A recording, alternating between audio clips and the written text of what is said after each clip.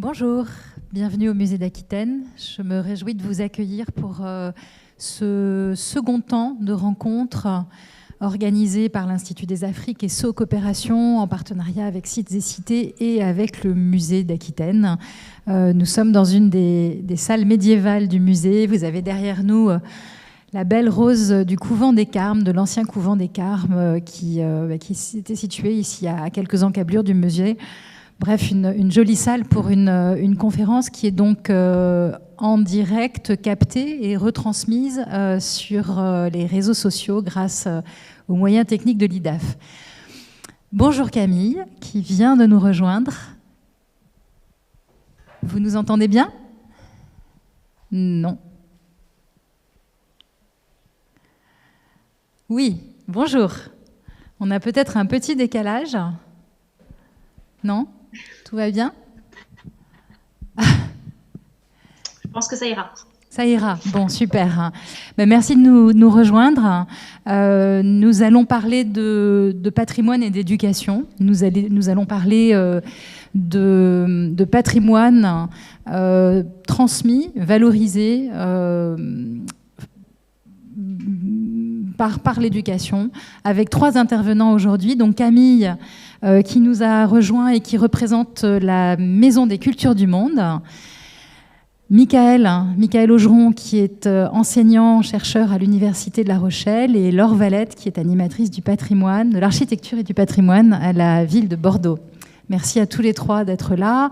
On va commencer par un temps de présentation. Vous aurez chacun 15-20 minutes donc pour présenter à la fois votre structure et vos actions. Et puis si vous voulez, après, on échangera autour de quelques axes donc en lien avec l'éducation, la formation initiale, la formation continue et bien sûr la coopération. Michael, vous voulez bien commencer ? Merci pour votre accueil et merci de me donner la possibilité donc, de présenter ce que l'on a fait au Sénégal, dans une région qui s'appelle le Sine Saloum, qu'on a évoqué d'ailleurs tout à l'heure. Je prends la parole au nom d'une équipe franco-sénégalaise, je tiens à le signaler, et pas seulement de la partie française. Donc le PowerPoint, s'il vous plaît. Ouais, je sais pas si... Alors, si je prends la parole également, c'est parce que voilà, j'ai la chance de diriger plusieurs projets de coopération décentralisée au nom de la région Nouvelle-Aquitaine, tout en sachant que les projets actuels, et je vais revenir sur les fondements ici, prennent appui sur d'autres projets qui avaient été soutenus par l'ancienne région Poitou-Charentes. Et donc voilà, il y a eu un transfert, comme vous le savez, au niveau de la fusion des régions. La coopération avec le Sine Saloum s'est maintenue, mais nous avons également ouvert en direction de l'ancienne région de Diourbel, qui était la partenaire traditionnelle de l'ancienne région Aquitaine. Donc voilà, mais là je vais plutôt centrer sur le Sine Saloum, même si vous allez voir tout à l'heure, j'évoquerai l'élargissement vers l'autre territoire, donc celui de Diourbel. Alors cette coopération dont je vais parler là, elle a pris naissance en 2008, après une expertise que j'ai effectuée sur place en lien avec un chef d'entreprise, un tour opérateur qui s'appelait Saïga à l'époque, et une représentante du parc régional du Marais Poitevin. L'objectif, donc la commande, c'était venez voir ce que l'on peut faire chez nous en matière de développement écotouristique. Alors nous sommes partis, nous avons fait notre mission et nous avons rendu notre rapport d'expertise avec des préconisations en matière d'action. Et c'est justement cette petite expertise qui a donné lieu, vous allez voir, à aujourd'hui presque 13 ans de coopération sans arrêt, en fait, sans aucune interruption. Après avoir donc rendu ce petit rapport et nos préconisations, j'avais demandé que le projet soit différé d'une année. Pour la raison suivante, c'est que je tenais à former à l'Université de La Rochelle, donc dans un master que je dirige, les deux responsables sénégalais. Parce qu'on parlait la même langue, bien sûr, mais au niveau du patrimoine, de l'écotourisme, on n'avait pas forcément les mêmes notions en tête et surtout les mêmes définitions par rapport à ces mêmes notions.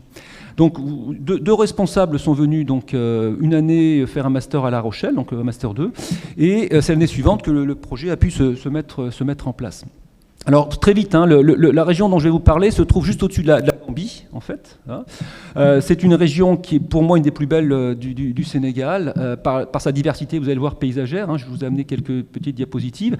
Et à l'époque, nous travaillions donc sur 3 départements. 3 départements et, je dis bien, une région donc, qui englobait ces 3 mêmes départements. Autre diapo, s'il vous plaît. Alors, cette région, elle est centrée autour de fleuves, hein, donc ces fameux deltas du Sine Saloum, qui, comme vous le voyez sur la diapositive, fait l'objet de différents classements internationaux. Hein. C'est une réserve de biosphère avec, vous allez voir, une faune et une flore exceptionnelles, mais c'est aussi un patrimoine qui est en péril, d'une certaine manière, en raison de la montée des eaux, en particulier de l'érosion côtière, dont on parlait d'ailleurs tout à l'heure par rapport à Saint-Louis. Et puis surtout, c'est une région qui n'est pas encore touchée par le tourisme de masse. Et le but, c'était aussi d'éviter une bétonisation des côtes, comme on voit par ailleurs. Et donc notre action, elle s'insérait également dans des politiques publiques franco-sénégalaises, et en particulier ici, hein, par rapport aux administrations sénégalaises. Nouvelle diapo, s'il vous plaît. Alors, ce programme, en fait, et ça peut paraître étonnant parce que malheureusement, ça ne se passe pas toujours comme ça, pour des raisons très diverses, mais nous avions le temps. Et le temps de quoi? De monter ensemble sur le terrain donc le projet dont on avait déterminé les grands axes d'action. Alors, ça veut dire quoi? Ça veut dire que pendant 1 an et demi à peu près, nous avons rencontré un très grand nombre d'acteurs locaux. Des fédérations patronales hôtelières, par exemple, les syndicats d'initiative du tourisme. Nous avons rencontré les associations de piroguiers, de guides, etc. Donc un travail de longue haleine, hein, je dis bien, qui a duré à peu près 1 an et demi, et au final, qui a fait remonter des demandes collectives.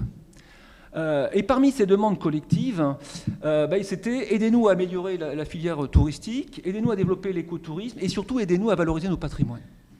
Avec une question clé, et vous allez voir, je vais y revenir plus longuement tout à l'heure, une question clé, malheureusement, nous n'avons que très peu de données scientifiques. La recherche existe au Sénégal, elle existe à l'étranger également sur le Sénégal, mais il y a très peu de vecteurs de diffusion de cette information scientifique. Et donc les gens, et ça nous a aussi étonnés, parce que les piroguiers eux-mêmes nous disaient, en fait on emmène des gens sur le fleuve, mais on n'a rien à dire, parce qu'on n'a aucun savoir scientifiquement validé. Donc vous allez voir, cette remarque qui émanait quasiment de tous les acteurs va avoir sur notre projet un impact fondamental. Alors quand on a fait ces rencontres, donc au fil des missions, on a également fait des audits, voir un petit peu comment les gens fonctionnaient, ce qui allait bien, ce qui pouvait être amélioré, etc. Aux côtés des échanges qu'on a pu avoir avec les différents acteurs. Alors je vous prends un seul exemple. Pendant plus de 10 ans, ces piroguiers emmenaient des touristes presque chaque jour sur le fleuve, il n'y avait aucune assurance, et il n'y avait pas de gilet de sauvetage à bord. Voilà. Donc parfois, alors que la loi sénégalaise impose les gilets de sauvetage et impose les assurances. Mais faute de savoir, en fait, parce qu'on ne leur avait jamais donné l'information, les piroguiers donc emmenaient ces gens-là sans se couvrir en cas de difficulté. Autre diapo, s'il vous plaît. Alors, au final, au bout d'à peu près de 2 années, donc, nous avons pu affiner notre diagnostic, faire donc remonter auprès des élus, y compris de Nouvelle-Aquitaine, bien évidemment, et donc à l'époque Poitou-Charentes, les demandes locales. Et puis à partir de ça, nous avons donc élargi notre problématique en direction des différents patrimoines. Donc je vais juste vous présenter quelques diapositives successives. Diapo, s'il vous plaît. Voilà. Alors en fait, le but, au final, au-delà de ces patrimoines, c'était d'identifier les besoins de matière de formation et mettre un plan d'action en matière éventuellement aussi d'équipement écotouristique ou touristique. Alors, ces audits donc, nous ont permis de voir un petit peu ce dont on avait besoin en matière de communication, en matière sanitaire, en matière de petits équipements, en matière d'accompagnement aussi de projets écotouristiques. Alors avec des choses parfois très simples, quand vous alliez dans ces campements ou voire dans des véritables hôtels, on avait parfois les fils électriques dénudés juste au-dessus du lavabo, où les gens se lavaient, etc. Donc parfois il y avait des erreurs vraiment grossières et qui pouvaient mettre en péril la vie même des gens qui fréquentent ces lieux d'hébergement. Autre diapo s'il vous plaît. Voilà, et puis bien sûr la question sanitaire dont on a dit quelques mots tout à l'heure, pour les populations locales bien sûr, mais aussi pour les visiteurs de passage, donc notamment les touristes, avec pour nous presque aucun hôtel ou campement qui était aux normes. Alors je ne parle pas des normes européennes les plus strictes, je parle des normes minimales en fait, en matière d'alimentation en particulier, ou de traitement des eaux usées. Autre diapositive. Alors, en parallèle de tout cela, nous avons essayé d'identifier les potentialités touristiques, ceux qui pouvaient potentiellement donc, être valorisés. Alors, vous avez dans le Sine Saloum en fait, tout ce qu'il faut pour faire un super accueil touristique, si vous me permettez l'expression super, parce qu'on a tout ici. Un patrimoine qui est diversifié, au niveau donc paysager. Autre diapo, s'il vous plaît. Voilà, au niveau paysager, y compris paysage naturel, mais aussi paysage culturel, comme par exemple ces techniques qu'on voit en haut à droite d'exploitation du sel. Autre diapo. Autre paysage. Vous voyez, c'est pour montrer la diversité. En fait, voilà. Continuez, s'il vous plaît. Voilà, donc une faune exceptionnelle, reconnue internationalement parlant. Un patrimoine culturel historique, mais encore d'actualité, lui aussi présent partout et encore très vivace, y compris au niveau du patrimoine immatériel. Autre diapo. Voilà, un patrimoine colonial et historique de manière plus large, omniprésent, dans un très grand nombre de villages et donc dans les villes de cette ancienne région de Fatik. Et puis un patrimoine lié à l'animisme, aux religions chrétiennes, à l'islam également. Et puis la présence encore de tout un ensemble de rites de passage. En fait, vous avez là aussi un patrimoine immatériel d'une très grande richesse. Avec des choses qu'on ne trouve pas ailleurs, comme la fameuse chasse de Diobaï, par exemple, ou la cérémonie classée à l'UNESCO du Roy, donc, pour prédire la venue des pluies en particulier. Hop, autre diapo. Alors, c'est dans ce contexte-là, donc je dis bien, ça a pris à peu près 2 ans, que l'on a élaboré ces axes d'action. Et si vous voyez la diapositive, vous apercevrez que j'ai mis en 1 l'axe réaliser des inventaires patrimoniaux. Parce que pour nous, en fait, la base de tout ce qu'on nous avait demandé de mettre en place, elle reposait justement sur ces inventaires patrimoniaux. Alors, à côté de cela, vous le voyez, il y avait tout un ensemble d'autres actions. Aider à la mise en place d'outils de gestion de ces patrimoines et des territoires. Concevoir un ou plusieurs centres d'interprétation ou musées pour en faire des pôles d'attractivité et par-delà des têtes de réseau pour envoyer la visite de l'ensemble du territoire. Également, faire la promotion de la connaissance scientifique. Par exemple, on a édité un ouvrage, un très beau livre, qui a été diffusé à plus de 500 exemplaires auprès des écoles, des lycées, des associations de guides, enfin des élus, etc., de tous les professionnels de la région. Ça a été financé intégralement, j'ai bien par la région ici. On a également mis en place toute une stratégie, donc ce que j'appelle en fait c'est un volet 2, si vous voulez, de promotion de cette ancienne région de Fatik. Avec l'élaboration de stratégies de communication, de la création d'une stratégie de destination. Et puis vous allez le voir, on a mis en place tout un ensemble de documents promotionnels pour valoriser donc cette région. Voilà, et puis on a aussi travaillé avec une association qui s'appelle l'Accueil Paysan, qui pour là aussi développer l'accueil chez l'habitant. Donc on a aidé des fermes à s'aménager à cette fin-là. Autre diapo, s'il vous plaît. Alors, l'inventaire, le voici. Vous l'avez en haut à gauche. Il a été fait avec le service de l'inventaire de l'ancienne région Poitou-Charentes. Aujourd'hui, donc en 4 ans, il a été mis en ligne en 2016. Nous avons plus de 4,3 millions de visites. C'est un succès incroyable, on ne s'attendait pas à ça. Et l'essentiel des clics viennent du Sénégal et en particulier de la région du Sine Saloum. C'est-à-dire que tous les gens, et on le sait maintenant, les profs, les professionnels, les hôteliers, les guides vont chercher de l'information scientifiquement validée sur ce wiki. Et alors, on nous a demandé de l'élargir à la nouvelle région de Diourbel, donc c'est en cours. Et nous avons transformé ce wiki, parce que l'outil aujourd'hui le permet sur le plan informatique, on l'a transformé en WebSige, avec toutes les possibilités en matière d'utilisation, de cartographie, de recherche, d'exploitation à l'école, etc. Donc voilà, il est en ligne aujourd'hui. On ne communique pas trop dessus parce que c'est encore une version de travail. Mais il va être très rapidement opérationnel parce qu'on vient de monter un comité scientifique franco-sénégalais en vue de cet élargissement. Et toutes les anciennes fiches ont déjà été incorporées à ce WebSige. Autre diapo, s'il vous plaît. Voilà. Alors, au final, cet inventaire des patrimoines a permis de réaliser la première carte touristique de la région de Fatik. Donc, on va faire la même sur Diourbel, dans les 3 années qui viennent. Voilà.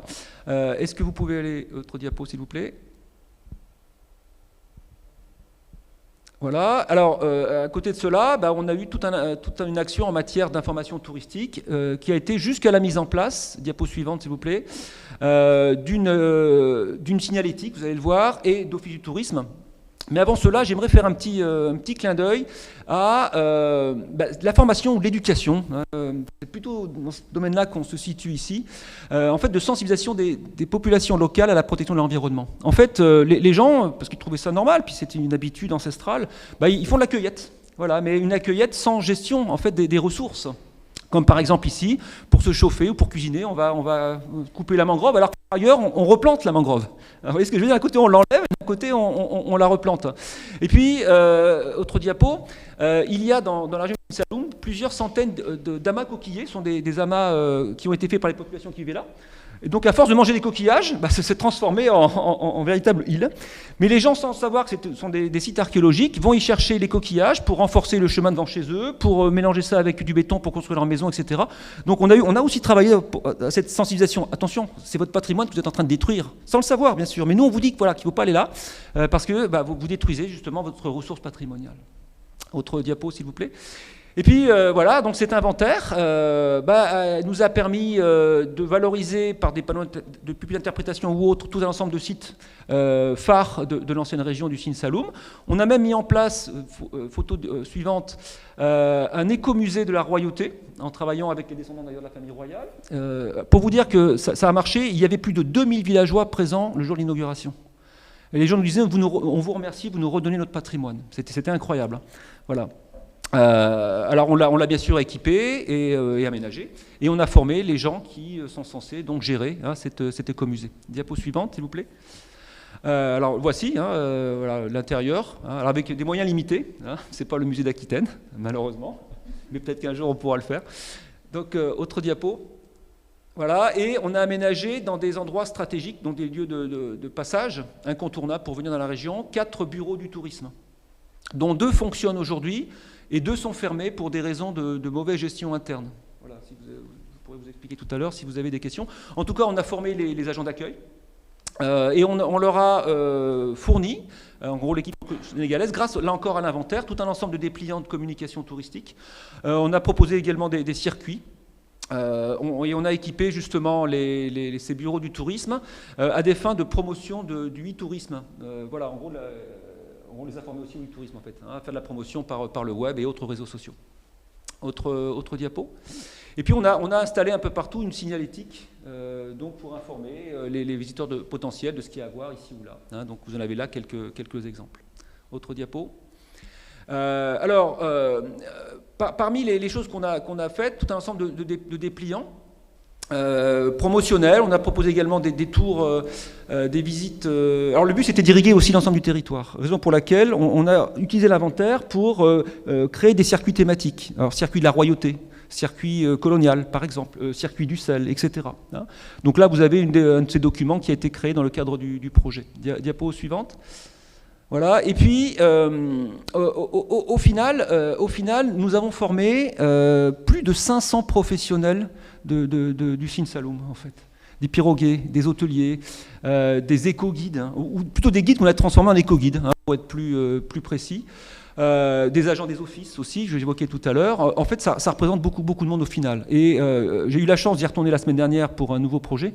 Et je vous assure, tout le monde connaît dans le Sine Saloum ces 2 pro-détours, ces programmes de développement de l'écotourisme. Parce que voilà, il y a tellement de gens qui ont été associés à ce projet que ça a laissé des traces durables dans les mémoires et même dans les habitudes.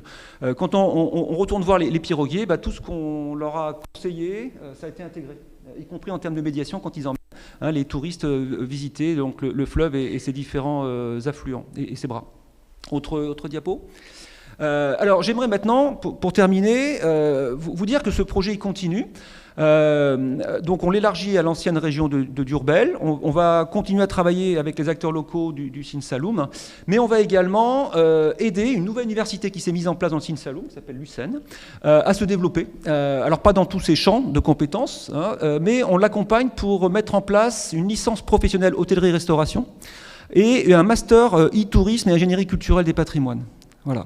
On l'accompagne également pour mettre en place une licence professionnelle tournée vers l'aquaculture.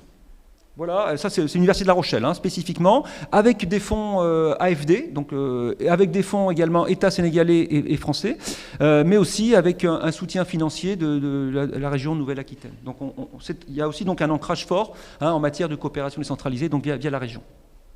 Autre diapo. Alors, en fait, pour être plus précis, l'UCEN, donc dans le Sine Saloum et l'Université de La Rochelle, ont intégré le premier campus franco-étranger Voilà. En fait, ce campus franco-sénégalais, c'est une initiative qui a été prise par nos deux présidents, Macky Sall donc, au Sénégal et président Macron donc, en France, bien sûr, et qui a pour objectif de mettre en place au Sénégal des formations franco-sénégalaises de haut niveau. Hein, ils appellent ça des formations d'excellence dans différents champs disciplinaire. Et puis, avec une idée forte, c'est, et ça c'est une demande du Sénégal avant tout, hein, de former les cadres au Sénégal. Parce que vous le savez, quand ils sont formés à l'étranger, ils sont bien formés, hein, dans la plupart des cas, mais ils restent dans les pays d'accueil. Et il n'y a pas de retour en matière, en matière de formation sur les pays de départ. Donc l'objectif, c'est de pas d'interdire de continuer à venir en France, et au contraire, hein, ce campus veut aussi la mobilité étudiante et enseignante, mais c'est faire que les gens formés restent plutôt au Sénégal pour contribuer au développement du pays. D'ailleurs, ça rentre dans le plan de développement qui s'appelle le Sénégal émergent. Voilà, hein, ça montre bien qu'il y a une priorité nationale. Et d'ailleurs, sauf erreur de ma part, l'éducation, c'est le premier budget du Sénégal en matière d'investissement d'État. Autre diapo, s'il vous plaît. Voilà, donc vous avez, si ça vous intéresse, hein, vous avez toutes les formations et les institutions universitaires et grandes écoles françaises partie prenante hein, sur le site du campus franco-sénégalais. Et vous y trouverez donc les formations dont je vous parlais à l'instant en lien avec l'Université de La Rochelle. Autre diapo. Voilà, et alors c'est une chose qui me semble intéressante, c'est que cette nouvelle université du Sine Saloum, elle est multisite, multicampus pourrait-on dire, avec un objectif qui pour moi est intéressant, c'est de déconcentrer les formations pour qu'elles puissent irriguer l'ensemble du territoire régional, ou presque. Voilà. Alors je prends l'exemple du master qu'on va normalement ouvrir au mois d'octobre prochain. Il va être installé dans un haut lieu du tourisme du Sine Saloum, la ville de Toubacouta. On va réhabiliter une ancienne école primaire que vous avez donc ici.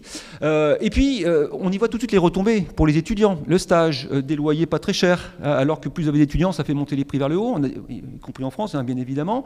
Ces étudiants vont consommer, donc ils vont aussi contribuer hein, à la vie économique locale. Et puis, vous avez à Toubacouta tout ce qu'il faut pour faire de bons professionnels du tourisme.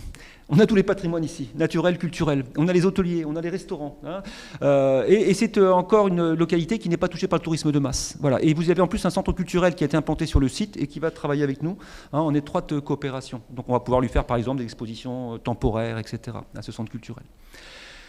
Alors voilà dans quel contexte on se situe. Je vous remercie pour votre attention, hein, mais je suis persuadé, et pas seulement en tant qu'enseignant-chercheur, que voilà, la formation et l'éducation, c'est central pour le développement d'un territoire, quel qu'il soit, hein, en France comme à l'étranger, bien entendu. Merci à vous. Merci beaucoup, Michael. Je vous propose peut-être, avant d'enchaîner avec vous, Camille, qu'on prenne un moment pour creuser peut-être quelques sujets. Est-ce qu'il y a des questions dans la salle ? Moi j'en ai une tout de suite sur la gouvernance. Est-ce que vous pouvez en dire un petit peu plus sur cette gouvernance qui m'a l'air assez paritaire entre Université de La Rochelle et Université sénégalaise ? En fait, dès le début, les deux personnes qui sont venues ici avec le master sont restées un peu aux commandes de l'autre côté. Donc en fait, derrière, faut le dire, hein, derrière ce lien de travail, il y a aussi des liens de personnel, d'amitié qui sont faits. Et pour moi, c'est un gage de pérennisation. Avec une chance, c'est que l'ancien secrétaire général de l'ancienne région du Sine Saloum est devenu secrétaire général à l'université de Lucerne.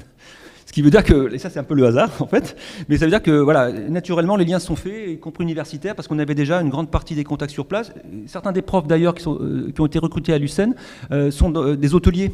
Donc avec lesquels j'avais l'occasion de travailler et toute l'équipe. Voilà, et toutes les décisions étaient vraiment prises de manière concertée, ensemble. La gestion, y compris du budget. Alors, le budget venait essentiellement, c'est un budget français essentiellement, hein, c'est dans le cadre de la COPE, mais tout était vraiment géré conjointement. Voilà, et je suis persuadé que c'était vraiment le gage de succès. Avec un petit bémol, je dois le dire aussi, mais on apprend. Hein. Le musée qu'on a monté devait être géré par la région, en fait. Mais sinon, on a fusionné les régions, eux, ils les ont fait disparaître. Et donc, on n'avait pas anticipé, parce que c'était une décision brutale, et on n'avait pas anticipé cela. Et donc, pour l'instant, le musée, il n'a pas de statut. Il appartient à personne, en fait. Voilà. Donc, il est ouvert de manière intermittente, parce qu'il n'y a pas de tutelle en matière de gestion. Voilà. Donc, on peut le visiter, mais il faut frapper à une porte, demander. C'était quelque chose qu'on n'avait pas anticipé, mais tout le reste, en gros, a vraiment été mis en place, et avec une projection permanente, en fait. Voilà. Donc... Merci. Autre question peut-être sur ce campus franco-sénégalais qui me semble être pionnier.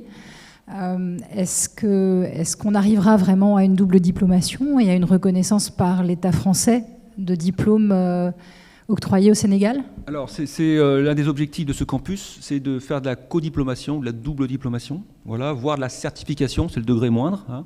En ce qui concerne La Rochelle, on est, au moins pour le master, on est parti pour la double diplomation. Voilà. Et c'est une demande très forte des ministères sénégalais et français en la matière.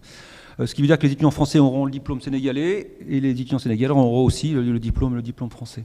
Voilà, avec l'idée aussi de faire que les étudiants français aillent plutôt vers le sud, comme on dit, hein, et c'est pas péjoratif dans ma bouche, bien au contraire, mais on sait très bien que les mobilités sont plutôt du sud vers le nord. Hein. Donc là, c'est aussi d'encourager les étudiants, alors par exemple les 3 cette année, qui ont accepté de se rendre sur place. Notamment dans le cadre de stages pour travailler sur le développement touristique. Voilà. Alors avec un objectif pour moi derrière, c'est que ce sont des formations professionnalisantes qu'on met en place. Et ça veut dire qu'il faut que nos amis sénégalais, comme on l'a fait en France, et on est encore dans ce processus, il ne faut pas se leurrer, il faut rendre nos enseignements les plus pratiques possibles. Voilà, donc par des projets tutorés, mais des vrais projets tutorés en lien avec les acteurs locaux. Donc l'un des axes, justement, c'est aussi de faire que les universités sénégalaises soient davantage ancrées dans leur territoire, et pas seulement des tours d'ivoire qui font de la recherche en interne. Et donc le but, c'est aussi d'aider à cet ancrage et à la diffusion de ces acquis scientifiques auprès du plus grand nombre. Voilà. Je me retourne vers la salle. Merci Michael. Merci on reviendra certainement vers vous quand on aura fait le tour de nos 3 intervenants. Je crois que cette table ronde, elle est particulièrement intéressante pour les 3 expériences qu'elle va venir présenter. On a un exemple de coopération ancienne et on voit bien que cette ancienneté contribue aussi au succès d'un projet. On a une expérience donc avec Camille que je vais présenter très rapidement, Camille Golland, donc, qui est chargée de projets culturels et des publics à la Maison des Cultures du Monde et qui nous parle depuis Vitré, donc en Bretagne, en Ille-et-Vilaine.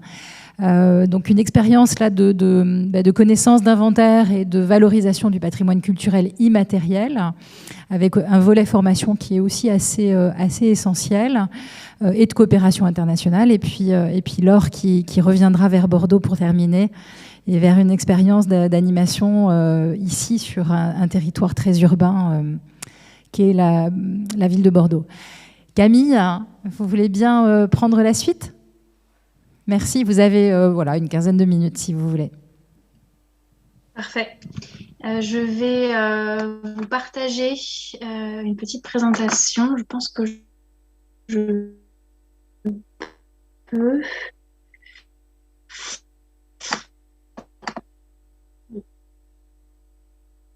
Voilà. Vous voyez mon écran ?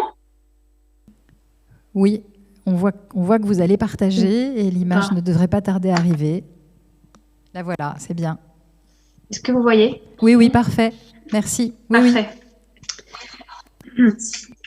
Donc, je vais vous présenter, on va dire de manière, je l'espère, la plus synthétique possible, la Maison des Cultures du Monde et le Centre français du patrimoine culturel immatériel, qui est en fait une seule et même structure, mais qui a une histoire assez riche, et notamment différentes missions de cette association. Et donc, je vais essayer de vous parler, au-delà de cette présentation, de 2 projets qu'on a mis en place ces dernières années. Donc, la Maison des Cultures du Monde, c'est une association qui a été fondée en 1982 à Paris. Donc, elle contribue à enrichir la connaissance des différentes formes du patrimoine culturel immatériel au travers de sa programmation en 1997, un festival qui s'appelle le Festival de l'Imaginaire, qui invite à Paris et en région des grands maîtres et des jeunes disciples, donc dans des domaines tels que la musique, la danse, le théâtre, les performances rituelles.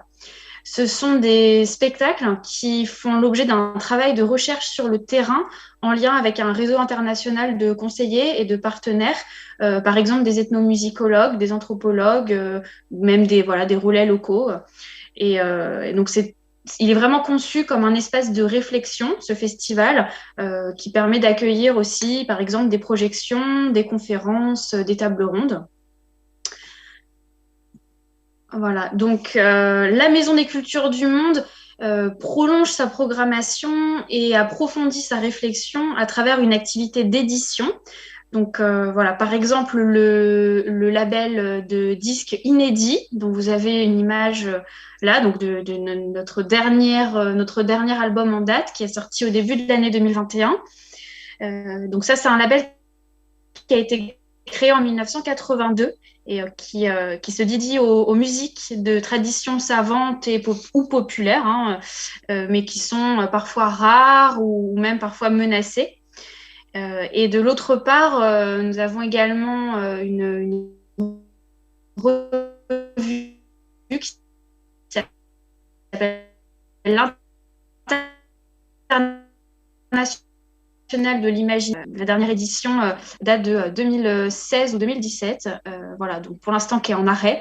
Mais voilà, il y a eu quand même une bonne vingtaine de numéros qui ont été édités. Donc c'est... Alors, hop, excusez-moi. Donc, en 2010, la Maison des Cultures du Monde a été accréditée pour exercer des fonctions consultatives auprès du comité intergouvernemental de l'UNESCO pour la sauvegarde du patrimoine culturel immatériel. Et donc, cette accréditation a été renouvelée d'ailleurs en 2019 par l'Assemblée générale des États parties à la Convention de 2003. Donc voilà, j'en viens du coup au Centre français du patrimoine culturel immatériel. Donc en 2004, la Maison des Cultures du Monde a ouvert un centre de documentation dans l'aile nord d'un ancien prieuré bénédictin qui a été restauré et mis à disposition par la ville de Vitré en Ille-et-Vilaine. Et c'est un centre qui accueille à la fois le fonds d'archives, qui comprend à peu près 60 000 pièces, donc des photos, des captations de spectacles, des colloques, des disques, des affiches, des imprimés, des manuscrits, et une collection d'objets, principalement constitués d'instruments de musique, de masques et de costumes.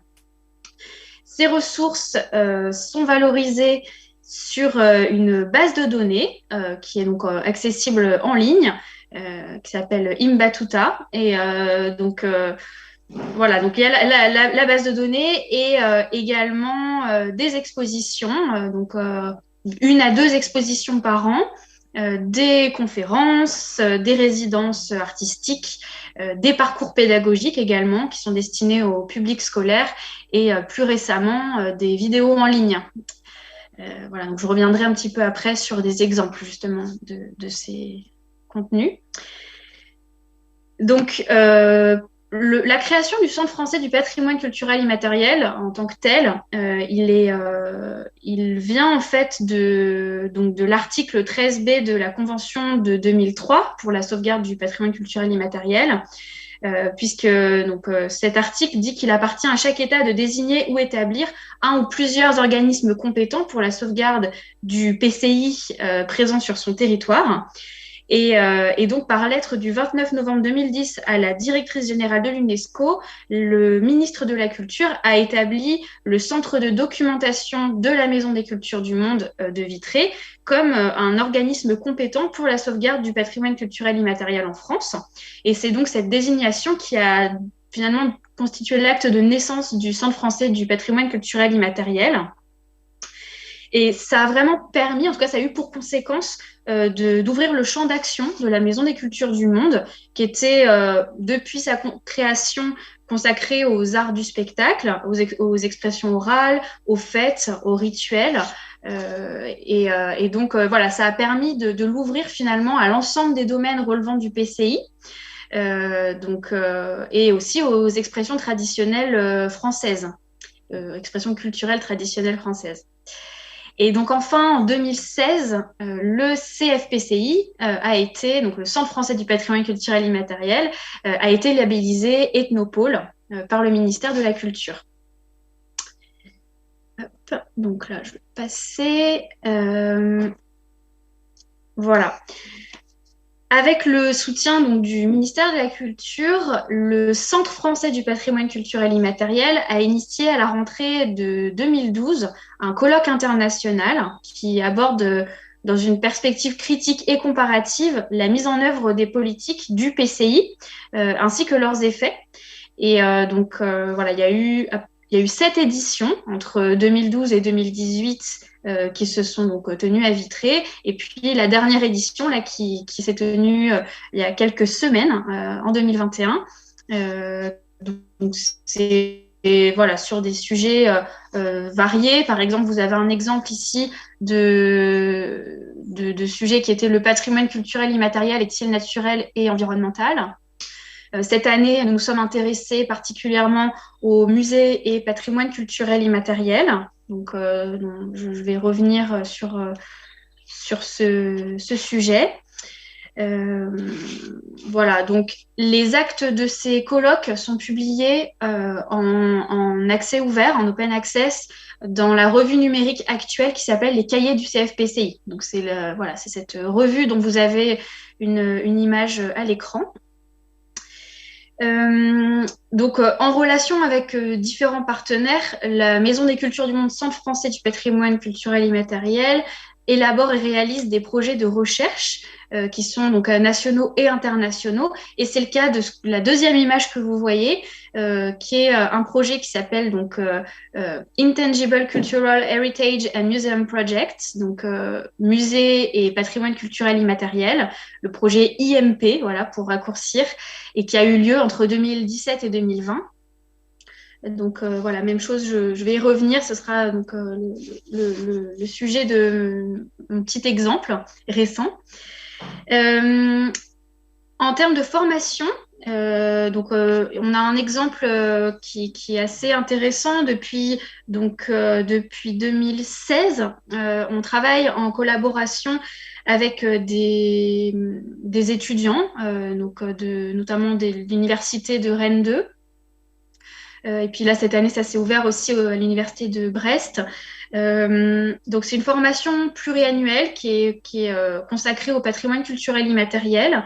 Et donc, cette formation s'appelle Patrimoine culturel immatériel, cadre international et national, réseau territoire. Et donc, c'est vraiment pour initier et sensibiliser au patrimoine culturel immatériel les étudiants, pour les préparer à mettre en œuvre aussi des projets de sauvegarde et de valorisation de ce PCI, donc dans leurs futures pratiques professionnelles, par exemple dans l'accompagnement de projets, dans la réalisation d'inventaires participatifs et par exemple d'expositions. Donc c'est vraiment une formation qui permet de fournir aux étudiants un cadre conceptuel et méthodologique du PCI. Voilà, donc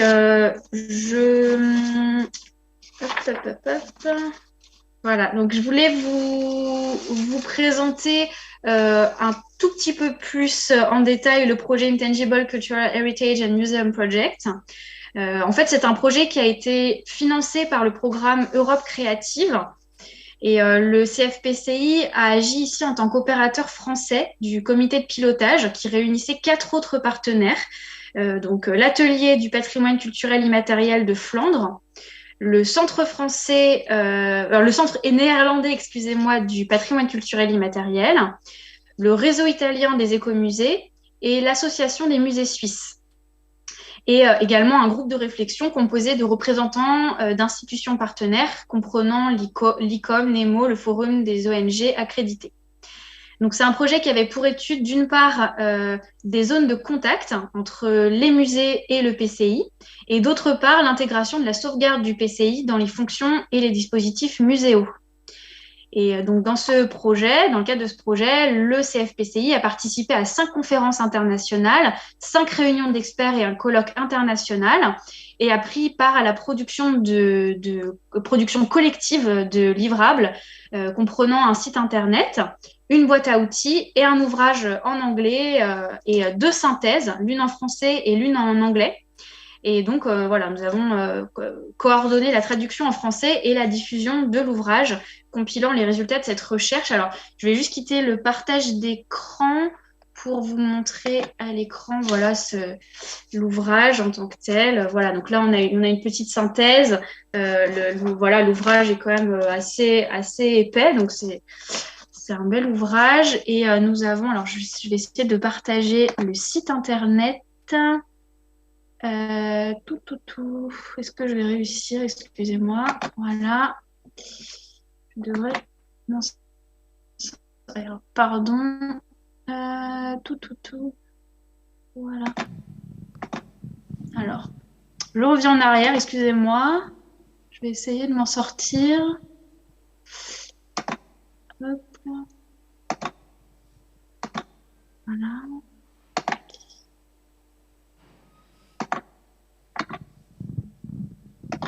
Voilà.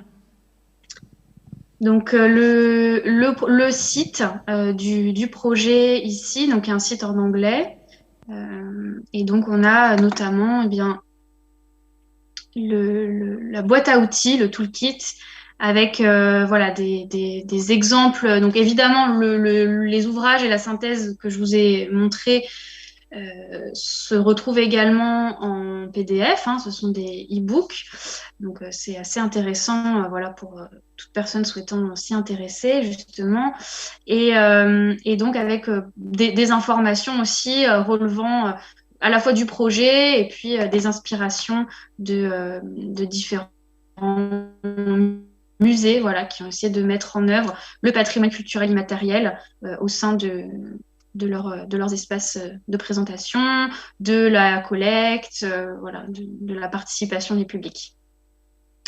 Donc, je pourrais répondre au mieux, je l'espère, à vos questions si vous en avez sur ce projet. Je voulais simplement vous parler également d'un second projet, en fait, là, qui relève de l'action culturelle du CFPCI et de la Maison des Cultures du Monde, qui donc se traduit en fait, cette action culturelle se traduit principalement à travers des activités de valorisation et de promotion du PCI, donc qui vont se regrouper à la fois autour d'expositions et de projets de sensibilisation à la valeur du patrimoine culturel immatériel, et donc voilà, avec vraiment quand même une attention particulière pour l'inclusion et l'accès à la culture, voilà, un maximum de personnes.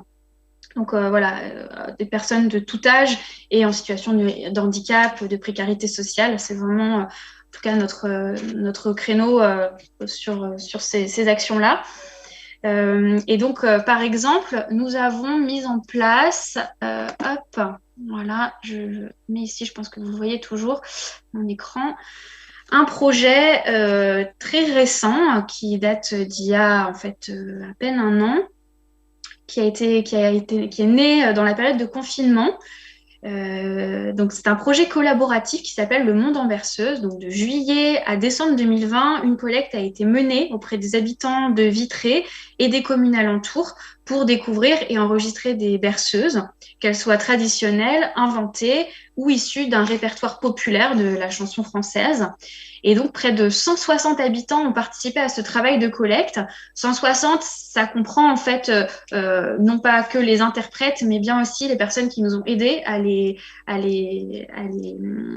trouver ces interprètes, à les identifier, qui ont voilà, fait ce travail aussi d'intermédiaire sur le territoire. Et donc, au final, nous avons rassemblé 45 berceuses qui sont issues voilà, de différents pays, donc par exemple, évidemment, la France, mais aussi, alors, je cite le Chili, le Venezuela, le Japon, Madagascar, Afghanistan, voilà, les Comores, Guinée-Bissau, et aussi issus de langues régionales, locales, notamment, par exemple, le breton, le gallo. Et on a également recueilli des berceuses en créole de la Réunion et en futuna, donc de Wallis et Futuna. Donc voilà, ça nous a permis, en tout cas, évidemment, nous, on était conscients qu'il y avait une belle diversité culturelle sur ce territoire, mais ça a aussi permis à nos publics et à nos interlocuteurs voilà, de prendre conscience de cette diversité-là. Et surtout, on en a réalisé finalement on en a fait un projet de territoire en le concrétisant à travers un site internet. Voilà, donc vous avez ici l'exemple. Donc là, c'est la page introductive avec les collectes, voilà, les différentes séances. Et nous avons donc réalisé en fait une carte sonore sur laquelle, voilà, quand on clique dessus, on entend les différentes berceuses, voilà. Et aussi donc les chants qui sont visibles comme ça.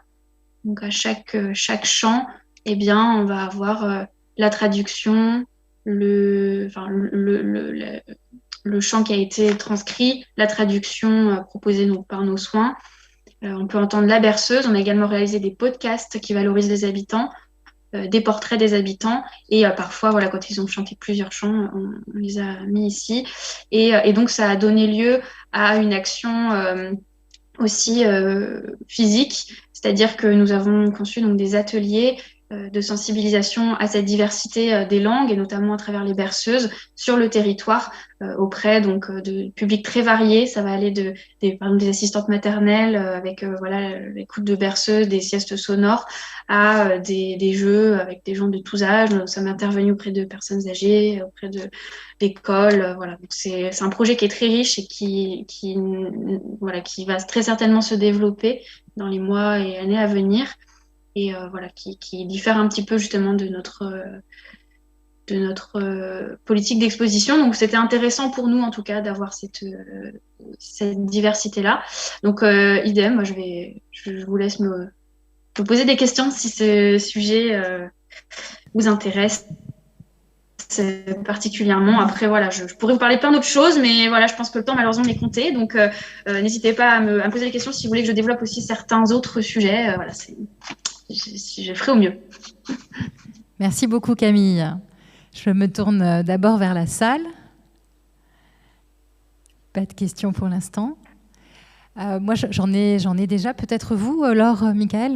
Moi, je voudrais peut-être que vous creusiez la question de l'impact de tel projet. Est-ce que vous êtes en capacité de le mesurer? C'est une question que j'aurais pu vous poser aussi, Michael, sur laquelle on pourra peut-être revenir après. Est-ce que vous êtes en mesure de nous dire si cette boîte à outils de ce projet européen qui a couru sur 3 ans fonctionne et fonctionne encore aujourd'hui? Est-ce que méthodologiquement, des expériences se sont vraiment appuyées sur cette boîte à outils? Et puis même chose pour les berceuses. Est-ce que vous êtes aujourd'hui en capacité de nous dire comment ce projet grandit ou ne grandit pas à l'échelle d'un territoire qui est celui de Vitré et de la région? Alors, dans un premier temps, donc pour le projet IMP et la boîte à outils, il faut savoir que ça a été en fait mis en ligne, en service, en 2019. Autant vous dire que voilà, on n'a pas encore le recul suffisant pour savoir si ça a vraiment un impact réel sur les projets des structures. Par contre, évidemment, ça donne lieu en tout cas à d'autres communications. Par exemple, voilà, le colloque international qu'on a organisé cette année était vraiment sur ce thème et s'appuyait justement sur ce travail. Et donc, a permis de sensibiliser aussi des étudiants, mais aussi des professionnels, par exemple de collectivités territoriales, d'associations, de musées aussi qui s'intéressent de plus en plus à ce projet-là. Donc, qui sont prévus là très très prochainement. Donc, on peut dire que, en tout cas, je pense que ça contribue à l'émergence, en tout cas, d'une réflexion, on va dire, autour du patrimoine depuis longtemps dans les musées, mais n'était pas forcément formalisé de cette manière-là. Donc pour l'instant, en tout cas, moi, je n'ai pas la connaissance personnelle si ça a vraiment pris, mais on essaye de diffuser au maximum. On s'est dit, c'est surtout qu'on ait des retours là-dessus. Mais j'espère, enfin, je ne doute pas que ce sera le cas. Voilà, c'est pas encore tout à fait à l'heure de on n'est pas encore tout à fait à l'heure du bilan, en tout cas, de ce projet-là. Je pense qu'il doit encore vivre. Et concernant le monde en berceuse, alors voilà, donc la partie en ligne, voilà, on a eu quand même des beaux échos. En fait, ça nous a permis, nous, à titre personnel, de développer une belle synergie sur le territoire avec des acteurs sur lesquels on n'avait pas forcément l'habitude de travailler. Ou alors, on n'arrivait pas forcément à trouver justement des points d'accroche, mais on savait que c'était important parce que c'est quand même la médiathèque de Vitry pour qui forme les assistantes maternelles, les professionnels de la petite enfance de manière générale à la découverte de la lecture. Et donc, ils ont fait cette année un thème autour des berceuses, en s'appuyant sur notre projet, en nous mettant partenaire aussi nous proposant d'être partenaire de ce projet. Et on se rend compte que ça fonctionne assez bien, en fait. Les assistantes maternelles, les crèches, voilà, réclament d'en savoir un peu plus sur le projet. Donc, mine de rien, ça permet quand même de diffuser et puis, voilà, d'ouvrir comme ça à la diversité culturelle locale, cette fois-ci. Merci Camille. Michael, vous voulez peut-être nous dire un mot sur cet impératif d'évaluation systématique de nos projets aujourd'hui, avec peut-être un peu plus de recul Alors, pour les formations, c'est en cours, donc actuel. Je ne peux pas vous dire encore aujourd'hui, même si je sais qu'il y a beaucoup de demandes pour intégrer ces nouvelles formations franco-sénégalaises. En ce qui concerne les projets précédents, alors au niveau des inventaires que j'évoquais tout à l'heure, je disais, on a plus de 4,3 millions de visites en un peu moins de 5 ans. Donc je crois que le chiffre parle de lui-même. En ce qui concerne les opérations qui ont été menées, en fait, on nous demande un troisième programme de développement écotouristique au niveau des élus et des partenaires locaux, parce que voilà, ils en ont vu aussi l'impact. Au niveau de la publication, ils veulent qu'on réédite le livre et qu'on fasse la même chose sur Durbel, donc là aussi. Et puis quand on discute avec les gens qui ont rencontré qui ont fait des visites avec certains piroguiers, et notamment c'est arrivé à quelqu'un que je connais et lui dit la visite était superbe, et il dit j'ai eu de la chance de bénéficier d'une formation dans le cadre du Pro Détour. Donc voilà, il savait pas du tout à qui il parlait. Donc ça montre bien qu'il y a que les retombées peuvent être très très très pratiques. On a également, quand on faisait les formations auprès des acteurs locaux, piroguiers, guides, etc., il y avait toujours des fiches d'évaluation, en fait, donc anonymes, pour savoir ce qu'ils avaient pensé de nos interventions, françaises ou sénégalaises. C'est pas seulement les Français qui contribuent à ces formations. Donc ça veut dire que là aussi, on avait individuellement des avis collectifs, de certaine manière. Et il y a également un autre point. Oui, au niveau aussi, alors je n'ai pas entendu le détail, mais il y a un volet scientifique qui s'est développé tout au long des années, qui se poursuit aujourd'hui. Par exemple, tout à l'heure, on évoquait la question des déchets et autres. On vient d'analyser, par exemple, les eaux du Sine Saloum, et elles ne sont pas si mauvaises que ça. Donc, alors qu'on pensait, à cause des plastiques qu'on trouve partout, qu'elles seraient polluées par les particules plastiques. Mais dans les faits, ça reste dans des niveaux qui sont encore corrects pour la consommation humaine. Voilà. Donc voilà, on a tout un ensemble d'outils d'évaluation. Et je crois que c'est important aussi qu'on continue à les mettre en œuvre, y compris pour la collectivité qui finance une grande partie de ces projets. Voilà. Merci. Merci à vous. Voilà. On a des compteurs, par exemple sur les sites web, etc. On savait combien de personnes venaient voir, y compris sur le plan de la promotion. Donc à chaque fois, on essaie de mettre des outils en place pour évaluer. Merci à tous les deux. Je vous propose qu'on t'écoute maintenant, Laure. Nous parler donc d'animation d'architecture et du patrimoine dans une ville comme Bordeaux. Donc tu es la chef du service animation de l'architecture et du patrimoine. Et donc tu es à ce titre aussi gestionnaire d'un SIAP, mais tu vas certainement nous dire ce qu'est un SIAP, comme tu vas sans doute aussi nous parler du classement UNESCO de Bordeaux et du plan de gestion associé. Effectivement, bonjour, merci Katia. Alors, Donc nous, on n'est pas du tout une structure qui intervient en termes de formation directement à l'international. Ça va plutôt être dans le cadre de partage d'expériences. Donc c'est ce que je vais proposer un petit peu comme exemple concret aujourd'hui. Mais avant, effectivement, je vais peut-être vous en dire un petit peu plus sur qui on est. Alors, je suis désolée, moi, j'aurais pas d'image. En même temps, je triche un peu. Je suis à domicile et je suis dans le patrimoine bordelais qui est l'objet de toutes les attention du service, donc je me suis passée de PowerPoint. En fait, voilà, mon service est donc un organe municipal qui est dédié à la valorisation, à la transmission, à la sensibilisation au patrimoine architectural et urbain, dans un double cadre notamment, dont un qui a un rapport direct avec les expériences de coopération internationale qu'on a pu mener, qui est celui de l'inscription de la zone urbaine Bordeaux-Port de la Lune sur la liste du patrimoine mondial par l'UNESCO en 2007. Dans ce cadre-là, notamment, Bordeaux fait partie d'un réseau de 5 territoires européens qui s'appelle le réseau Atlas, qui comprend notamment Bordeaux, Édimbourg, Florence, Saint-Jacques-de-Compostelle, et qui du coup mène à un projet d'évaluation, de coopération sur les pratiques autour de la gestion et de la valorisation du patrimoine. Et le deuxième cadre, c'est le label Ville d'art et d'histoire, donc qui est un label national et qui en fait cadre toutes nos interventions de transmission du territoire local, donc de la ville. On transmet ce qu'on appelle la fabrique de la ville plus que le patrimoine historique au sens strict.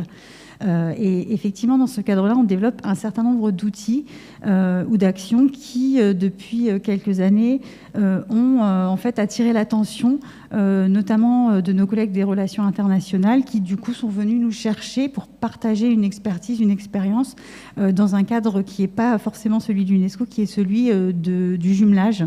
Donc on n'est pas du tout dans un cadre systématique, un cadre d'appel à projet ou d'action très lié à l'intervention autour de l'international, mais on vient nous chercher pour avec d'autres territoires, partager comme ça des expériences à l'échelle internationale autour de la sensibilisation et de l'éducation au patrimoine. Donc le service gère effectivement, tu as raison Katia, le Centre d'intégration de l'architecture et du patrimoine, qui est un petit peu l'outil, la boîte à outils phare de toute notre politique de sensibilisation et d'éducation, qui est un lieu d'exposition et d'action culturelle, qui n'est pas un musée, on n'a pas d'objet de collection, on complète à ce titre aussi d'autres acteurs du territoire autour de l'histoire urbaine de Bordeaux. C'est un lieu qui a un projet hors dans les murs et qui est un lieu ressource où on vient par des maquettes, par des dispositifs numériques, chercher des clés pour comprendre l'évolution de Bordeaux, la fabrique de la ville, et donner envie d'aller ensuite la découvrir directement in situ. On a coutume de dire nos collections, nous, c'est les façades et les rues bordelaises. Donc l'idée, c'est de donner des clés pour que les gens puissent apprendre à les voir, à les regarder. Et c'est ça qu'on partage, en fait. C'est cette logique d'interprétation du patrimoine, d'apprendre à décoder, à regarder par différents outils et différentes actions qu'on partage dans le cadre en général des coopérations. Donc pour en venir un petit peu aux deux exemples, pour être un peu plus concrète, le premier, c'est en fait un projet qu'on a mené avec le master patrimoine et musée de l'université Bordeaux-Montaigne autour de l'art déco entre Bordeaux et Casablanca, avec l'urbanisme et les relations internationales de Bordeaux. Donc l'idée était que le master patrimoine et musée puisse en fait développer un certain nombre d'actions encadrées par les services compétents de la collectivité locale, dont nous, pour valoriser et faire des passerelles entre les deux territoires que sont Bordeaux et Casablanca, qui sont des territoires jumelés. Donc il y a une double logique d'éducation et de formation dans tout ça, puisque les étudiants que nous, on forme dans le cadre du master, ont développé des outils d'éducation au patrimoine sur les deux territoires, en quelque sorte. Et une étudiante du master a fini par intégrer une structure à Casa sur son stage en fait, de fin de master, et par du coup faire le pont comme ça entre transposé en partie, en tout cas, un bout de l'exposition que les étudiants avaient montée à Bordeaux, qui mettait en valeur le pont entre les deux territoires patrimoniaux. Et elle a, comme ça, pu dupliquer un petit peu, mais à la fois complètement repositionné avec le regard local inverse, les ponts entre Casablanca et Bordeaux.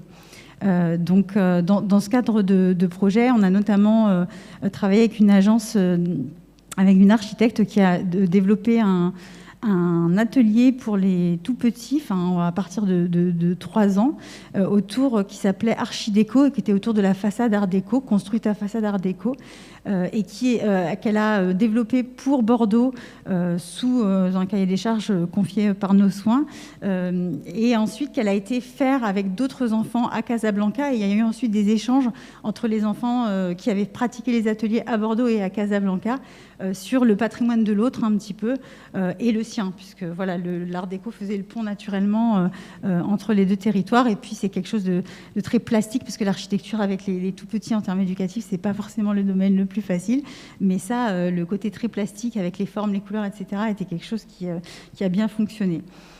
Voilà, donc en gros le premier exemple de coopération. Le second, qui est complètement différent, qui se fait actuellement, qui est une action qui est en train de se monter dans le cadre effectivement des coopérations UNESCO, qui en fait est donc très localement. On a commencé à mettre en œuvre donc le service d'animation du patrimoine, les musées de la ville et d'autres structures dédiées au patrimoine sur le territoire, donc une dizaine de partenaires au total.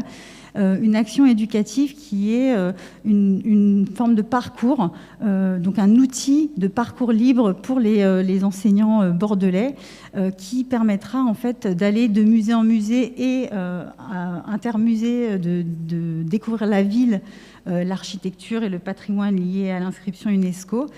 Tout ça autour d'un thème commun qui est la valeur universelle exceptionnelle, qui définit le bien Bordeaux-Port de la Lune, qui est en fait inscrit pour 2 critères. Donc il y en a un qui est très architectural et urbain, qui nous concerne beaucoup plus nous, mais il y en a un qui fait le pont entre tous ces acteurs locaux, qui est le 2e critère, et qui est l'idée que la ville est le résultat, et le développement de la ville est le résultat de 2000 ans d'échanges au travers de la ville portuaire qui est Bordeaux. Et en fait, cette action qui en fait est la première, qui permet comme ça de mailler tous nos établissements autour de cette valeur universelle exceptionnelle, dont on s'est rendu compte en fait en travaillant sur la mise à jour du plan de gestion, qu'on en avait tous une interprétation un petit peu différente. Nous, on pensait que tout le monde la connaissait par cœur, parce que Bordeaux, territoire UNESCO, on n'entend que ça. Et en fait, on s'est rendu compte que même interne dans les services bordelais, et encore peut-être plus sur des partenaires locaux un petit peu plus éloignés de cette structure de collectivité, on était mal formés nous-mêmes en fait au caractère en fait de cette valeur universelle exceptionnelle de notre territoire. Et donc la coopération locale est devenue aussi le levier de notre propre éducation les uns les autres finalement à ce patrimoine universel que représente Bordeaux. Et pour boucler la boucle avec l'idée de coopération internationale, le réseau Atlas dont je parlais tout à l'heure en fait propose des temps de partage professionnel, et cette action est une des actions qui a été retenue et présentée dans le cadre comme ça de ce réseau en termes d'initiatives locales autour de la médiation et de l'éducation à la valeur universelle et exceptionnelle des biens UNESCO. Parce qu'il n'y a pas que nous qui nous sommes rendus compte que sur un territoire UNESCO, c'est une espèce pour les gens, les enseignants, les élèves, les habitants, les touristes, de pastilles, de labels, en fait, territoire UNESCO.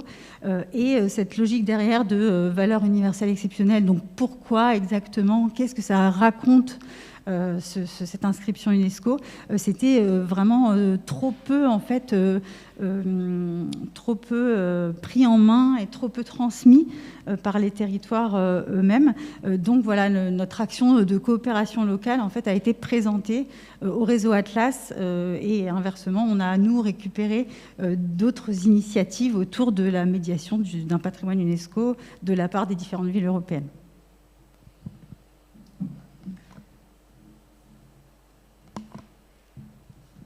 Merci Laure.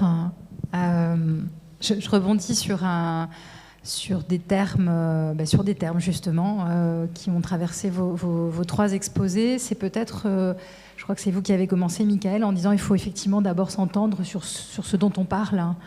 Camille, tu pourrais le dire aussi, hein, le PCI, je crois que ça a été aussi un gros chantier pour ces cinq partenaires du projet européen, de déjà bien comprendre quelle était voilà, l'étendue même, le périmètre même de ce fameux PCI. Qu'est-ce qu'on veut dire par là dans chacun de ces pays et qu'est-ce qu'on veut en dire collectivement? Est-ce qu'on peut revenir peut-être sur cette question de la définition? Je la trouve intéressante parce que finalement, on essaie d'y travailler déjà entre nous, à s'entendre déjà dans nos milieux professionnels. Mais alors, qu'est-ce que comprend le public, hein? Qu'est-ce que comprennent les habitants? Je me tourne un peu vers vous trois. Camille à Vitré, PCI, patrimoine culturel immatériel, Michael, au Sénégal, le mot même de patrimoine, le mot même de musée, on sait qu'on a certains mots qui sont même complètement indicibles hein, dans plusieurs langues un peu partout dans le monde. Est-ce que ce sont des problématiques que vous interrogez aussi? Oui, bien sûr. Alors, moi, je pense à une notion en fait très évolutive qui est en fait de partager directement avec nos publics et nos visiteurs la question même de qu'est-ce qui fait en fait patrimoine, parce que effectivement on est quand même dans une démarche d'éducation, de sensibilisation, donc on a un côté très on vous dit que on vous apprend que ça c'est votre patrimoine. Effectivement, on va pas se mentir, il y a un petit peu de ça. On est dans une espèce de posture un peu d'expertise où on explique aux gens parce qu'il y a des cadres en France, à Bordeaux ou autres sur ce qui définit effectivement ce patrimoine, mais le patrimoine il ne l'est que parce qu'il est approprié, en l'occurrence nous à l'échelle d'un territoire, en premier lieu par les gens qui vivent dessus. Ça, je pense que ça concerne un peu tout le monde. Et nous, notamment parce qu'on est sur la médiation de la ville plus que du patrimoine historique au sens un peu strict, aller dire aux gens, voilà, là, le bâtiment des années 70 que vous trouvez tout moche, il est monument historique. Donc ça, c'est du patrimoine.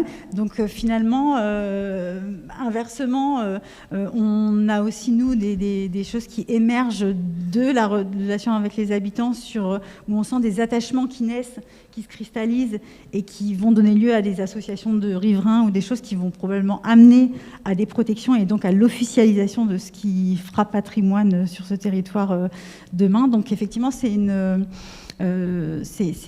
pas forcément que du coup ce que les gens en savent et en comprennent, mais je trouve que c'est vraiment cette logique interactive de définition en tout cas, qui est intéressante. Oui, donc je suis tout à fait d'accord avec la notion d'appropriation. Et je crois que l'élément numéro 1, c'est vraiment celui-ci, que les populations soient fières justement de ce patrimoine qui leur appartient et qu'ils peuvent partager. Les points de définition se situent surtout au niveau des valorisations, en fait, par exemple la notion d'interprétation. Elle est très peu connue. Alors au Sénégal, ça va à peu près parce qu'il y a la langue commune, mais on intervient également au Vietnam pour former des conservateurs de musées, etc.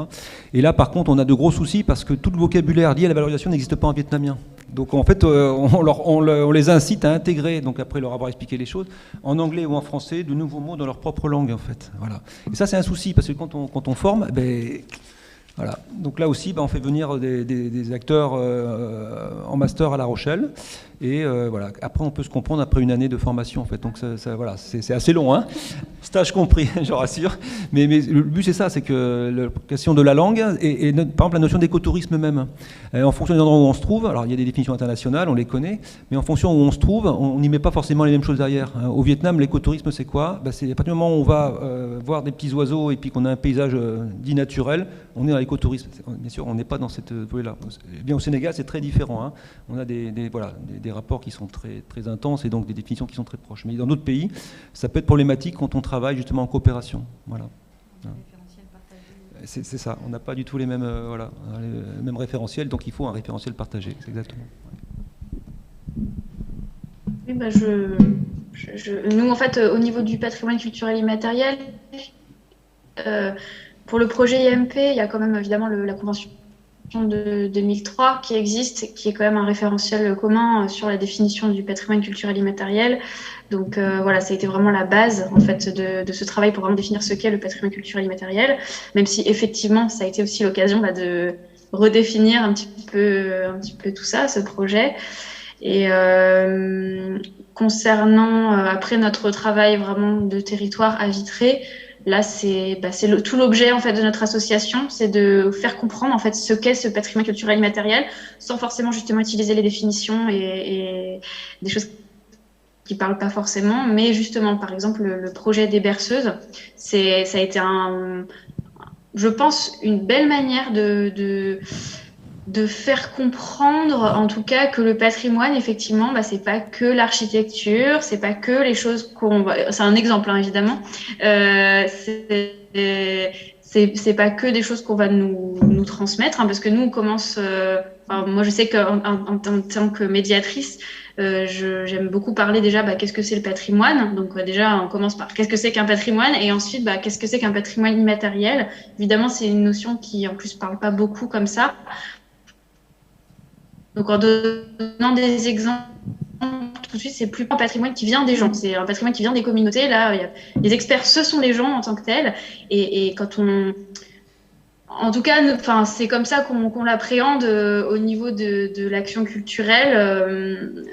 Quand les gens se mettent d'eux-mêmes à nous parler, oui, du coup, est-ce que c'est ça, est-ce que c'est ça, est-ce que ce que j'ai vécu moi dans mon histoire personnelle avec ma famille ou je ne sais trop quoi, est-ce que c'est du patrimoine? Oui, si par définition c'est quelque chose que vous avez reçu de vos ancêtres et que vous souhaitez faire en sorte qu'il reste pour le transmettre à vos descendants, on va dire que c'est du patrimoine dans l'idée, et notamment là, on est en train de monter un projet avec des jeunes, avec un lycée en fait, d'inventaire du patrimoine culturel immatériel des jeunes, par les jeunes et potentiellement pour les jeunes. Donc voilà, vraiment on en est aux bribes, toute prémisse de ce projet, mais en tout cas l'objectif c'est d'apprendre justement que le patrimoine c'est pas forcément quelque chose de vieux, daté et qui va pas les concerner, mais qu'en fait c'est aussi des choses qu'ils ont en eux, dans leur famille, dans leur expérience personnelle, peut-être au lycée, peut-être dans leur quartier, et voilà, que eux en fait se posent en tant que personnes qui vont inventorier ce patrimoine culturel immatériel. Nous, de l'autre côté, on va peut-être accepter aussi de dépasser un petit peu les limites en fait, d'interroger cette question, finalement, qu'est-ce qui fait patrimoine, et on attend quand même pas mal de choses de ce projet-là. On espère que ça va fonctionner. L'idée, c'est d'en faire à la fin une méthodologie en fait, qui puisse être déclinable. Donc voilà, on en est vraiment qu'au tout début. Vous en avez les premières, les prémices. Merci. Vous avez l'un et l'autre, Laure et Michael, eu affaire au patrimoine immatériel dans vos différents projets ? Est-ce que c'est un sujet que vous avez abordé ? Nous, en permanence. Voilà, oui. Donc dans l'inventaire des patrimoines, j'évoquais tout à l'heure, le on a patrimoine aussi immatériel a toute sa place. D'accord. Et c'est quelque chose qui est encore très très vivant, vraiment. Hein. Oui. Voilà, et alors, la difficulté, c'est qu'on ne peut pas toujours le rattacher à un lieu ou à un objet. Quand on peut le faire, on le fait. Hein. Sinon, voilà, on essaie d'adapter les fiches patrimoine. Et c'est aussi, je crois, un des succès, une des raisons du succès de cette base de données, c'est qu'on n'est pas parti, comme l'avaient fait d'autres équipes avant, sur les fiches d'inventaire classiques françaises. Voilà, on a adapté en fait nos fiches d'inventaire aux spécificités sénégalaises, y compris par rapport au patrimoine lié à l'oralité, hein, parce qu'une grande partie des sources sont orales, traditionnelles, transmises de génération en génération, et pas du tout des sources archivistiques comme on a le cas de figure le plus courant en France. Voilà, donc c'est vraiment, la base est adaptée justement pour répondre à ces problématiques du patrimoine immatériel. Voilà. La question des fiches d'inventaire, en fait, c'est vraiment quelque chose. En tout cas, moi, je me suis beaucoup posé la question et on se l'est posé en interne. C'était un peu la base aussi de ce projet-là avec les jeunes. C'est que c'est sûr que quand on voit à l'heure actuelle les fiches d'inventaire proposées par le ministère de la Culture, ça parle pas forcément à des jeunes. Ils sont pas adaptés. Il faut dire les choses qui est. Voilà, ils sont pas du tout adaptés. Mais, disons les choses, c'est pas adapté. Et en fait, l'objectif de ce projet-là, c'est évidemment de participer, enfin de les faire participer à l'identification de leur patrimoine, mais aussi comment est-ce qu'ils vont pouvoir le transmettre sous forme, alors on appelle ça évidemment des fiches, mais qui ne sont pas de vraies fiches. L'objectif, c'est d'en faire un objet un petit peu libre, hein, c'est ça qui est un peu complexe dans ce projet, mais qui, je pense, en fait sa richesse, un objet artistique, un objet qui puisse voilà, intégrer peut-être justement la sensibilité, l'émotion qu'il va y avoir derrière ça, alors en utilisant par exemple des sons. Et en tout cas, l'idée, c'est vraiment de dépasser la fiche d'inventaire comme on la connaît. Voilà.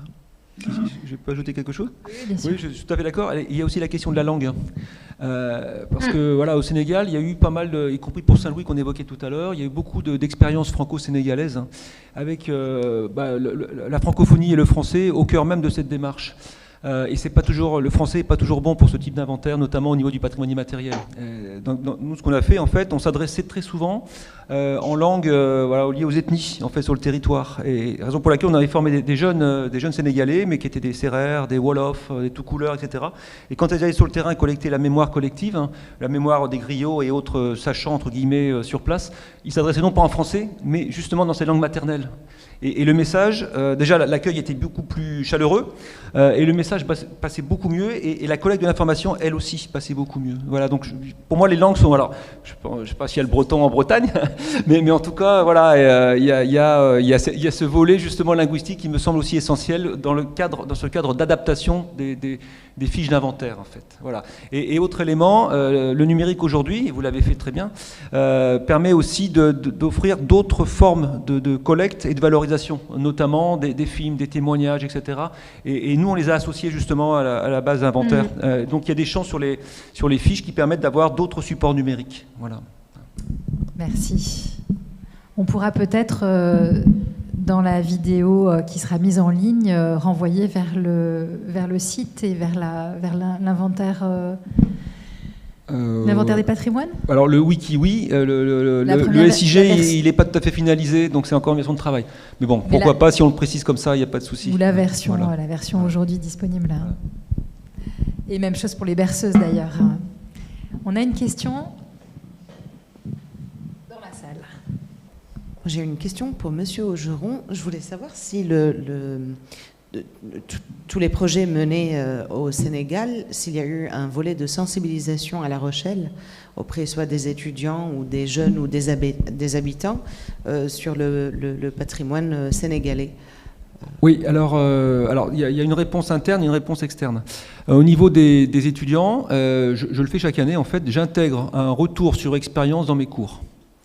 Voilà, en renvoyant au travail de chacun des acteurs, de manière critique, parce que voilà, le fait d'avoir vécu les choses de l'intérieur fait que parfois, ça permet de dire ce qui n'a pas marché, moins bien, etc. Donc, pour la formation des jeunes, je trouve que c'est essentiel aussi d'avoir l'autre volet. Hein. Et je le fais aussi pour d'autres endroits où on dirige des actions de coopération, notamment le Vietnam, où c'est très très compliqué d'y travailler. Au niveau maintenant de l'externe, ça m'arrive de faire des présentations au musée d'histoire naturelle à La Rochelle et ailleurs, y compris pour des associations ou des collectivités qui entendent se lancer dans la coopération décentralisée. Voilà, le fait d'avoir cette expérience peut donner des idées et peut parfois aider à surmonter plus rapidement des difficultés. Comme moi, j'ai pu en bénéficier au tout début. Donc, je crois l'échange d'expérience, c'est quelque chose de fondamental. Et si pour le Sénégal et autres, on peut donner aussi des contacts, des gens fiables, vraiment, c'est aussi intéressant de pouvoir échanger à ce niveau-là. Voilà. En tout cas, moi, je fais un retour sur mes étudiants dans le cadre de cours sur le tourisme à l'international, quoi. Voilà. Je voulais dire, c'est que c'est vous qui le faites par une démarche individuelle, mais oui. C'est pas la ville de La Rochelle ou l'université ou la région qui donne un côté institutionnel. Non, à par échange. contre, la région n'est pas là, mais je sais que ça leur déplaît pas non plus que l'on communique aussi et qu'on fasse pas nos expériences comme aujourd'hui. Hein. Auprès du plus grand nombre. On avait également envisagé, alors aussi c'est lié à votre question, on avait envisagé de faire un retour culturel en région ici. J'avais même un budget qui était là pour monter une exposition itinérante, etc. Mais pour différentes raisons, ça n'a pas pu être mis en œuvre. Et donc voilà. Et donc le volet financier a dû être passé sur une autre action. Mais c'est quelque chose, voilà, qui est toujours en tête. Voilà. Ça permet aussi de valoriser la région ici, hein, donc sur le plan promotionnel. Est-ce qu'on a des questions, d'autres questions ou compléments, remarques dans la salle? Non? Laure, Michael, Camille? On s'arrête là? Merci beaucoup à tous les trois pour ces présentations et ces échanges. Et... Merci. C'était pas une question, c'était un vrai remerciement parce qu'on se rend compte, même si chacun d'entre nous a des projets avancés, combien il est important de pouvoir échanger, et notamment nous sur le Sénégal et le Ciné Saloum, parce que vraiment on ignore ce que font les uns et les autres, et c'est vrai qu'à l'échelle d'une région comme la Nouvelle-Aquitaine, finalement on ne se connaît pas assez, et on aurait besoin peut-être de se contacter et pour enrichir effectivement les projets des uns et des autres. Voilà, je voulais vraiment vous remercier pour cet après-midi d'échange qui a été vraiment très très riche en enseignement. Voilà, merci beaucoup à vous. Merci. Alors juste une précision, je vais inscrire sous ma direction un doctorant qui va faire un bilan de la copie centralisée dans le Ciné Saloum. Ah ouais, donc dans 3 ans, on aura des réponses concrètes sur tous nos questionnements. Voilà. Merci beaucoup pour ce mot de la fin. Merci encore à l'IDAF et à Socopération. Donc Socopération dont justement l'une des missions est de nous permettre de nous rencontrer et de mieux connaître les projets respectifs des uns et des autres. Merci Emmanuel pour la prestation technique toujours impressionnante et à bientôt.